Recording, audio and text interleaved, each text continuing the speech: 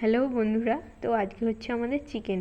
Please please আপনারা support করবেন, একটু আপনারা স্কিপ না করে ভিডিওটা দেখবেন প্লিজ, এটুকু অনুরোধ রইল। তো আমার মা করছে আজকে চিকেন। আসলে আমাদের উনুনেই রান্না হয়, আর রান্না বলতে আমাদের বাস্তুর নিচে রান্না হয়, সেই জন্য আমাদের খুব কমই মাংস খাওয়া হয়। আজকে ভাইয়ের খুব খেতে ইচ্ছে করেছিল, ও অনেকদিন পরে আসলো, তো সেই জন্য ও নিয়ে আসছে। মা রান্না করছে, জানি না মায়ের হাতের কি ছোঁয়া থাকে, কি স্নেহ ভালোবাসা দিয়ে মা যে বানায়, মা যেই রান্নাটাই বানাক না কেন এতটাই সুস্বাদু আর সুন্দর খেতে হয় না। এরকম রান্না আমি আমার শ্বশুরবাড়িতে বানাই, কিন্তু আমি সেই মায়ের হাতের ছোঁয়া, এত সুন্দর স্বাদ মানে কিছুতেই আনতে পারি না। যতই মা যেই মশলা দিক সেই মশলা দিয়েই রান্না করি, তাও সেরকম স্বাদ আমি আনতেই পারি না।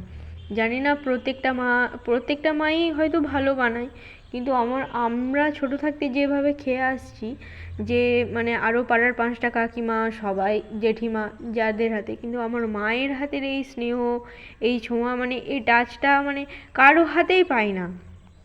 সত্যি মানে না খেলে, অনেকে অনেকে খেয়েছে পাড়ায়, অনেকে যেমন নিমন্ত্রণে থাকলে আমাদের বাড়িতে আসে, খেয়ে যায়, সবাই বলে তোর মা খুব সুন্দর রান্না করে। কিন্তু সেরকমভাবে আসলে মাও খুব সেরকম ক্যামেরার সামনে আসতে লজ্জা পায়, সেই জন্য মায়ের সেরকম মুখ দেখিয়ে ভিডিওটা করা হয় না। মাকে এমনিই বললাম তুমি করো না মাংসটা, এমনি সামান্য একটা ছোট্ট একটা ক্লিপ নেব। তো ছোট ভিডিও, অনুরোধ রইল সবাইকে অবশ্যই শেষ পর্যন্ত দেখবেন স্কিপ না করে। আর ভালো লাগলে একটা লাইক, শেয়ার, সাবস্ক্রাইব অবশ্যই করবেন। কথা বলতে বলতে মায়ের কষানো হয়ে গেল। মা কিন্তু সেরকম নিয়ম মাফিক যে পরের পর কষিয়ে মাংস দেবো সেরকমভাবে করে না। একটা মানে এমনই প্রসেসে করে যে মাংসটা ভালো হতে বাধ্য। সেখানে মানে যে একটা সুন্দর, যে একটা মিষ্টি ছোঁয়া থাকে, একটা খাবারটা খেলেই বোঝা যায় যে সেটা কতটা ভালোভাবে মন দিয়ে সুন্দর করে বানানো হয়েছে। আর সেটা একমাত্র মায়ের হাতে রান্না খেলেই সেই ছোঁয়াটা, সেই টাচটা পায়। যে মা এই যে জল দিয়ে এত সুন্দরভাবে কষাচ্ছে, এটা আমিও জল দিয়ে কষাই, কিন্তু এই স্বাদ, এই সুন্দর মানে এটা আমি আনতেই পারি না কিছুতে।